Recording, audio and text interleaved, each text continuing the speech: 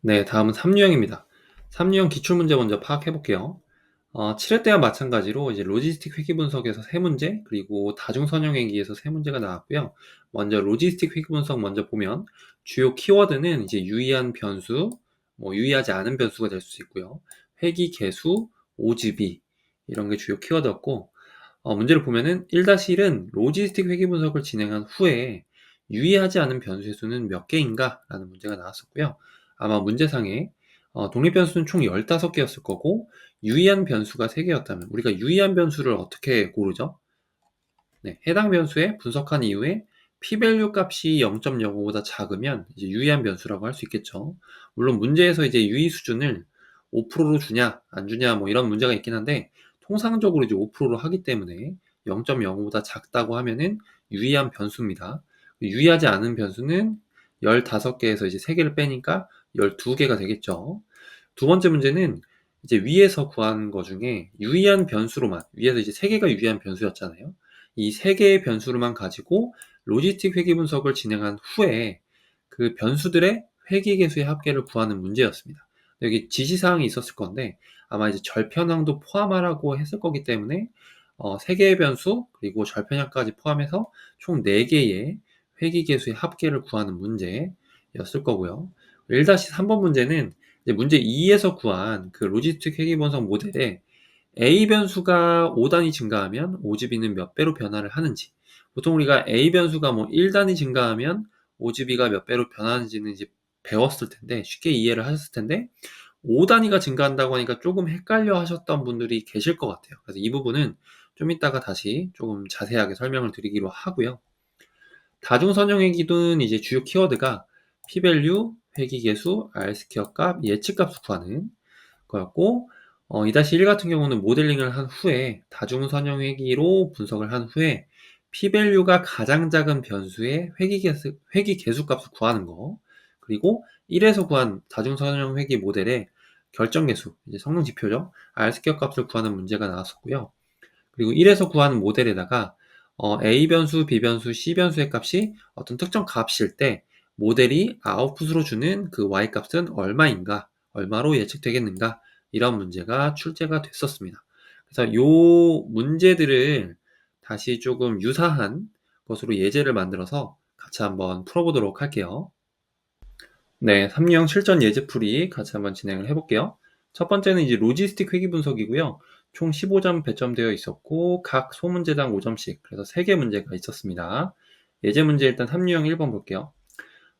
타이타닉 데이터셋을 활용을 할 건데요. 이제 서바이브드 변수를 종속 변수라고 두고 여기서부터 이제 P 클래스부터 페어까지 변수를 독립 변수로 분석을 했을 때 아래 질문에 답을 하시오.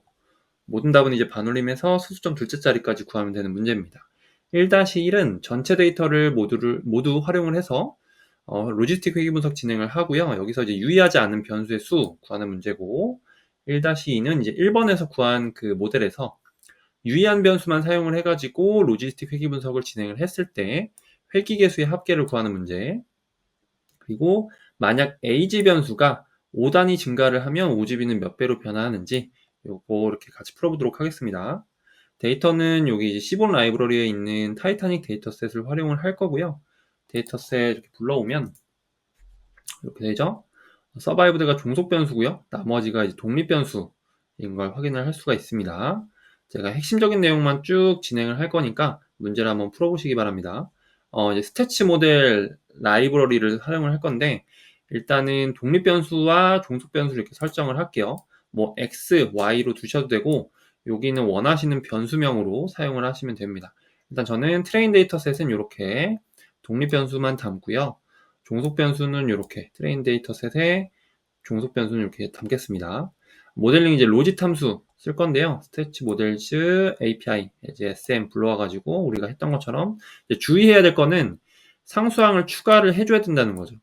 이게 아마 8회 기출에는 상수항을 추가해라 라고 하는 지시가 있었을 겁니다. 근데 문제에 뭐 상수항을 추가하지 말아라 이럴 수도 있기 때문에 그건 꼭 읽어보세요. 문제를.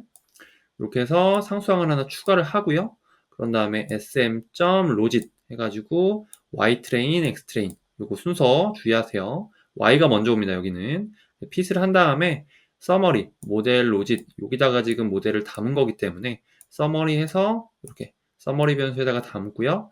프린트 서머리를 해보시면은 이렇게 나옵니다. 이제 해석을 해야 되는데 p-value 여기 볼게요.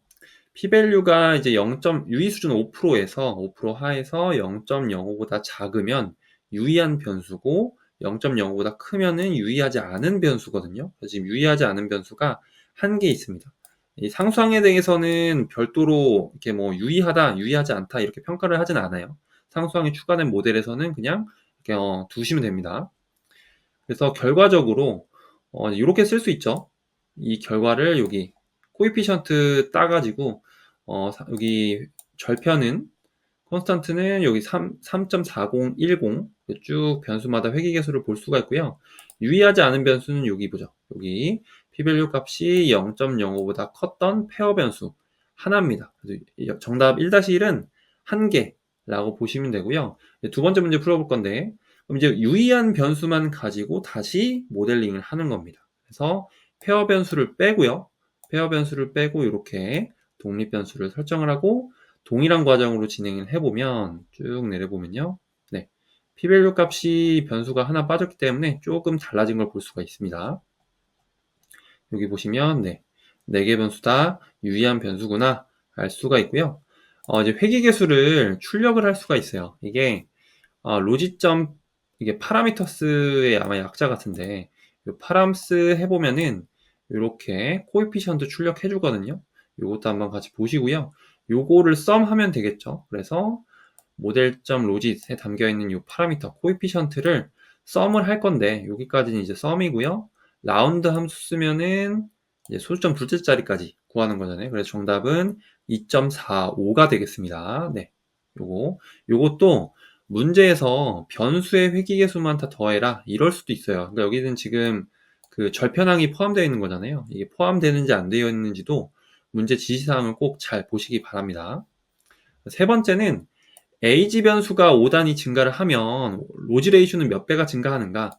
이게 이제 한 단위 증가하면 오즈비가 몇 배 증가하는지는 쉽게 이제 배우셔서 이해를 하셨을 텐데 갑자기 이제 5단위가 증가하면 5단위가 증가하면 오즈비가 몇 배로 변하는 거지? 이게 좀 헷갈리셨을 수도 있을 것 같아요. 근데 여기 안에 그 변수에 5배 한 다음에 익스포넨셜 취하면 되거든요. 요거는 제가 별도로 좀 화면을 이동해 가지고 설명을 한번 드리겠습니다. 네, 참고사항으로 오즈 레이쇼 변화, 8의 기출 내용에 대해서 조금 더 설명을 드리겠습니다. 우리가 오즈라고 하는 거는 성공할 확률을 P라고 했을 때 성공하지 못할 확률을 1-P로 나누는 거라고 했잖아요. 그래서 그거를 익스포넨셜 우리가 로지스틱 분석에서는 이렇게 로지스틱 회계에서는 뭐 베타 0 플러스 베타 1x 이렇게 쓸 수가 있었습니다. 근데 이제 오즈 레이쇼라고 하는 거는 오즈의 변화량인데 기존이 이제 밑에 것처럼 요거를 익스포넨셜 베타 0 플러스 베타 1x는 이제 여기 익스포넨셜 플러스는 사실 곱하기로 이렇게 바뀔 수 있거든요. 이렇게 되는 거고 그럼 기존이 이거잖아요. 그럼 변화된 거는 지금 이제 5단위가 변한다고 이제 가정을 해보면 x 플러스 5가 될 거란 말이죠. 그래서 여기 이제 가로하고 x가 플러스 5단위 커지는 거죠. 이걸 다시 풀어서 써보면은 베타 1x는 이제 이렇게 밖으로 또 나오고 베타 1 곱하기 5, 익스포넨셜 베타 1 곱하기 5가 이렇게 하나 더 텀이 생깁니다. 그럼 분모 분자를 이렇게 약분을 할 수가 있어요. 그죠? 남는 건 뭐만 남냐면 요거만 남는다는 거죠. 그러니까 기존 대비 x가 5단위 올라가면 오즈 레이쇼는 얼만큼 변한다? 익스포넨셜 베타 1 곱하기 5만큼 변하는 겁니다. 그래서 만약 x가 5단위 올라가면 오즈는 기존 대비 익스포넨셜 5 곱하기 베타 1 이거 이제 회귀계수죠.